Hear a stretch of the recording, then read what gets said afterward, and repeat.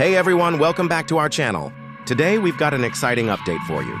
We recently had a damaged Tesla come in for repair, and we've been working hard to get it back to its original glory.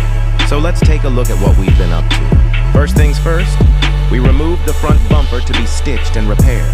After that, we moved on to the rear bumper, making sure to prep it carefully to avoid any issues with the sensors. And the results?